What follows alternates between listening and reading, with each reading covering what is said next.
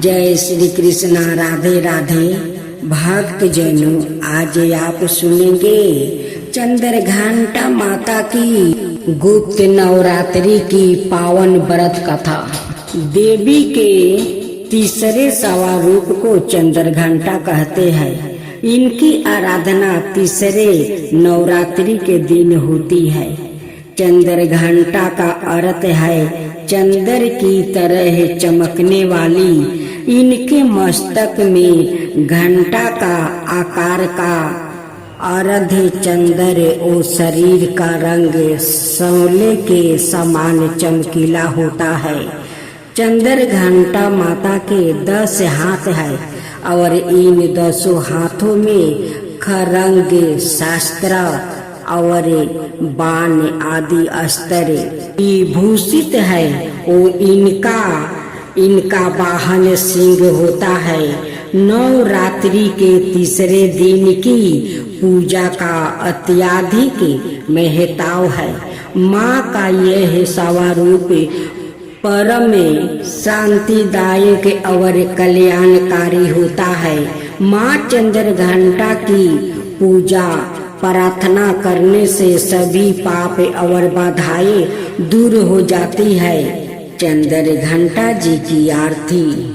जय माँ चंद्र घंटा, सुख धाम पूरन की जो मेरे सभी काम। चंद्र समान तुम शीतल दाती, चंद्र तेज किरणों में समाती। क्रोध को शांत करने वाली, मीठे बोल सिखाने वाली, मन की मलक मन भाती हो। चंद चंदा तुम बरदाती हो। सुंदर भाव को लाने वाली, हर संकट में मुचने वाली। हर बुधवार जो तुझे धावे, श्रद्धा सहित जो विनय सुनावे। मूर्ति चंद्र आकार बनाए, सन्मुख घी की ज्योति जलाए। माता पार्वती की कथा। ब्रह्मा ने देवताओं को अपने द्वारा विजय दिलवाई। ब्रह्मा की इस विजय से देवताओं को अहंकार हो गया। वो समझने लगा कि यह हमारी ही विजय है, हमारी ही महिमा है। यह जानकर ब्रह्मा देवताओं के सामने यक्ष के रूप में प्रकट हुआ और वो ब्रह्मा को ना जान सके कि यह यक्ष कौन है। तब उन्होंने अग्नि से कहा कि हे जतवेद, इससे जानो कि यह यक्ष कौन है। अग्नि ने कहा, बहुत अच्छा। अग्नि यक्ष के समीप गया। ब्रह्मा ने अग्नि से पूछा, तू कौन है?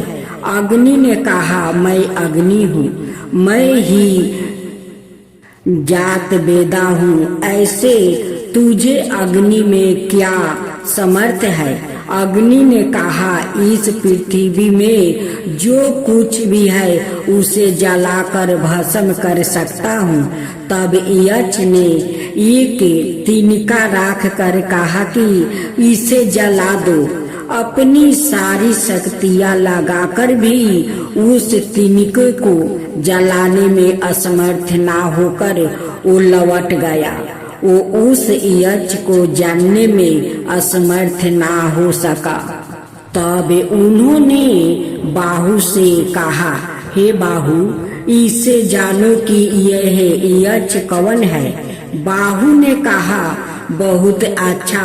बाहु यक्ष के समीप गया।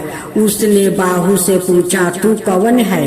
बाहु ने कहा, मैं बाहु हूँ, मैं ही मातरिश्वा हूँ। ऐसे तुझे बाहु में क्या समर्थ है?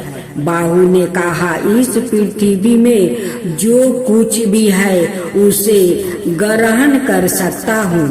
तब यक्ष ने एक तिनका राख कर कहा कि इसे ग्रहण कर।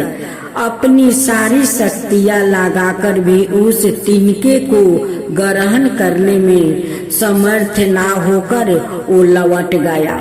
वो उस यक्ष को जानने में समर्थ ना हो सका।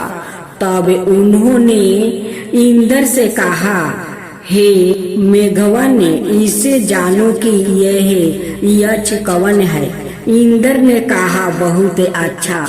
इंद्र खुद यक्ष के समीप गया। उसके सामने यक्ष अंतर ध्यान हो गया। वो इंद्र उसी आकाश में अतिशय शोभा युक्त देवी हेमवती उमा पार्वती को देखा और उनके पास आ पहुंचा और उनसे पूछा कि यह यक्ष कौन था। देवी पार्वती ने स्पष्ट कहा कि वो यक्ष ब्रह्मा है।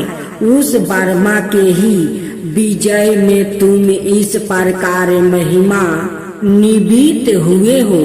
तब से ही इंद्र ने यह जाना कि यह ब्रह्मा है। इस प्रकार ये देव जो कि अग्नि, बाहु और इंद्र है, अनाय देवों से श्रेष्ठ हुआ। उन्होंने ही इस ब्रह्मा का समीप स्पर्श किया और उन्होंने ही सबसे पहले देवी के द्वारा जाना कि यह ब्रह्मा है। इसी प्रकार इंद्र अनाय सभी देवों से अति श्रेष्ठ हुआ। उन्होंने ही इस ब्रह्मा का सबसे समीप स्पर्श किया। उसने ही सबसे पहले जाना कि यह ब्रह्मा है। पूर्व जन्म की कथा। पार्वती पूर्व जन्म में दक्ष प्रजापति की पुत्री सती थी और उस जन्म में भी वो भगवान शंकर की ही पत्नी थी। सती ने अपने पिता दक्ष प्रजापति के जग में अपने पति का अपमान ना सह पाने के कारण सवाई को अग्नि में भस्म कर दिया था। भगवान शंकर को जब यह बात का पता चला तो उन्होंने वीरभद्रा के रूप में दक्ष प्रजापति के जग को नष्ट कर दिया। भगवान शिव सती के शव को लेकर तांडवा करने लगे। उसी समय भगवान विष्णु ने अपने सुदर्शन चक्र से माता सती के शव के 51 भाग कर दिया। जहाँ जहाँ माता सती के यह अंग गिरे वहाँ शक्ति पीठों की स्थापना हुई। अगले जन्म में माता सती पार्वती बनकर हिम नरेश हिमवन के घर अवतारित हुई। पार्वती को भगवान शिव को पति के रूप में प्राप्ति करने के लिए वन में तपस्या करने चली गई। अनेक वर्षों तक कठोर तपस्या करके घोर तपस्या की। तत्पश्चात वैरागी भगवान शिव ने उनसे विवाह करना स्वीकार किया। पार्वती की परीक्षा। भगवान शंकर ने पार्वती के अपने प्रति अनुराग की परीक्षा लेने के लिए सप्त ऋषियों को पार्वती के पास भेजा। उन्होंने पार्वती के पास जाकर उसे यह समझाने के अनेक प्रयत्न किया कि शिव जी अघोर अमंगल भेषधारी और जाटाधारी है और वो तुम्हारे लिए उपयोगित वर नहीं है। उनके साथ विवाह करके तुम्हें सुख की प्राप्ति नहीं होगी। तुम उनका ध्यान छोड़ दो। किंतु पार्वती अपने विचारों में दृढ़ रही। उनकी दृढ़ता को देखकर सप्त ऋषि अत्यंत प्रसन्न हुए और उन्हें सफल मनोरथ होने का आशीर्वाद देकर शिव जी के पास वापस आ गए। सप्त ऋषियों से पार्वती के अपने प्रति दृढ़ प्रेम का वृत्तांत सुनकर भगवान शंकर अत्यंत प्रसन्न हुआ। सप्त ऋषियों ने शिव जी और पार्वती के विवाह का लगन मुहूर्त आदि निश्चित कर लिया। निश्चित दिन शिवजी बारात लेकर हिमालय के घर आए। वो बैल पर सवार थे। उनके एक हाथ में त्रिशूल और एक हाथ में डमरू था। उनकी बारात में समस्त देवताओं के साथ उनके गणु भूत प्रेत पिशाच आदि भी थे। सारे बाराती नाचे गा रहे थे। सारे संसार को प्रसन्न करने वाली भगवान शिव की बारात अत्यंत मनमोहक थी। ब्रह्मा जी की उपस्थित में विवाह समारोह शुरू हो गया। इस तरह शुभ घड़ी और शुभ मुहूर्त में शिव जी और पार्वती का विवाह हो गया और पार्वती को साथ लेकर शिव जी अपने धाम कैलाश पर्वत पर सुख पूर्वक रहने लगा। जय अम्बे गौरी मैया जय श्यामा गौरी, ब्रह्म रुद्राणी तुम्ही कमला रानी, तुम्ही कोणी सिद्धिनी धावते हरी बहिमा शिवजी, आगम निगम बाखानी तुम्ही शिव पटेरानी, जय अम्बे गौरी जय अम्बे गौरी, मानस दूर विराजते टीको मृगमधिको, 64 योनि गावते नृत करते बाखाने उजावल से, दो नैना चांद बदनी को, बाजत ताले मृदंगा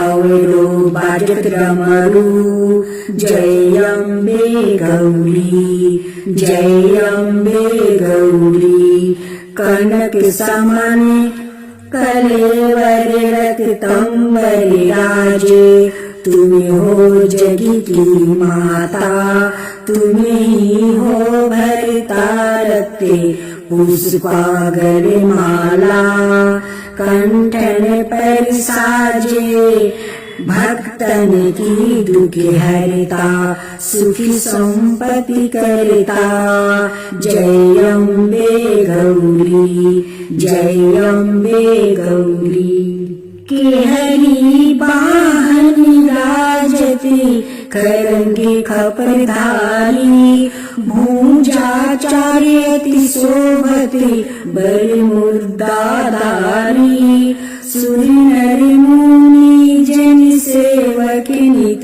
के दुखिहारी, मन बचित फल पावते सेवक नर नारी, जय अम्बे गौरी जय अम्बे गौरी, कानन कुंडल शोभिते नासिक रो मोती, कंचन थाली विराजते अग्र कपूर बाती, कोटि की चंद दीपाकरे सामे राजत ज्योति, माल के तुम्हें राजती कोटि रतन जयोति, जय अम्बे गौरी जय अम्बे गौरी, शुभम शुभ गीतारे महिषासुर घाती, माँ अम्बे जी की आरती जो कोई नहीं गावे, दूरम विलोचन नैना निशिदिनी मदिमाती, कहत शिवानंद स्वामी सुखी संपत्ति पावे, जय अम्बे गौरी जय अम्बे गौरी, मैया जय श्यामा गौरी, मधु कटब दौ मारे, सुर भई निकारे, तुमको निशिदिनी धावते हरि बरिमा शिवजी, जय अम्बे गौरी जय